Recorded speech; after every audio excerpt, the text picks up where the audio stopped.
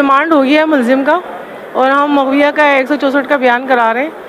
लेकिन यहाँ जो अभी हमारे डीएसपी साहब आए हैं, इम्तियाज़ हुसैन साहब, उन्होंने बहुत मुझे परेशान किया है। वो कोर्ट में मेरे ख़िलाफ़ मुद्दई बन गए हैं। वो कह रहे हैं कि ये औरत झूठ बोलती है और मीडिया इस्तेमाल कर रही है और हमने इसको कुछ भी नहीं कहा। अभी मैं यहाँ खड़ी हुई हूँ, देखिए कस्टडी मेरे पास नहीं है।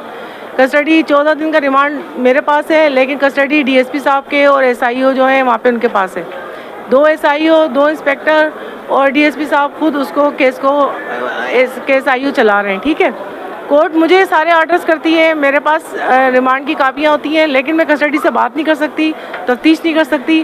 डीएसपी साहब बार बार मुझे डिसमिस करवाने की कोशिश कर रहे हैं, धमकियां दे रहे हैं मेरे बेटे के लिए। कहते हैं आप अपने बेटे को कहीं शिफ्ट कर दें, फौरी तौर पे इसकी जान को खतरा है, मुझे खतरा है। और मुझे बार बार कहते हैं कि आप झूठ बोल रही हैं, आप झूठ बोल रही हैं। मुझे बार बार कोर्ट से शिकायत दिला रहे हैं क्योंकि गाड़ी नहीं देते। अब मगविया को लाने का मसला है शेल्टर होम से, तो डीएसपी साहब कहते हैं मैं खुद जाऊँगा, खुद लेकर आऊँगा, हर काम कहते हैं मैं खुद करूँगा, मैं खुद जाऊँगा।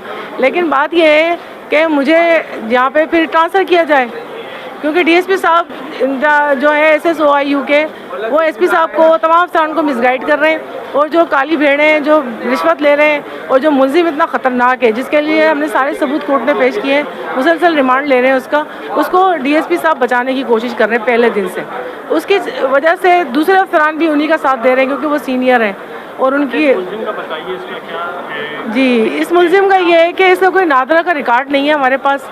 हमने हर जगह से इसको सर्च किया है, इसका कोई नादरा रिकॉर्ड नहीं है। इसके बकौल ये समंदरी रास्ते से पाकिस्तान में दाखिल हुआ है और ये कोई तामुल इंडियन लैंग्वेज इस्तेमाल करता है। और इसके साथ 10 से 12 लड़के और भी हैं, और जो इसके साथ शामिल है, एक कमला नाम की औरत है जो सोबराज अस्पताल में काम करती है झाड़ू पोछे का, उसने इन लड़कों को सपोर्ट किया हुआ है, सहूलतकारी कर रही है।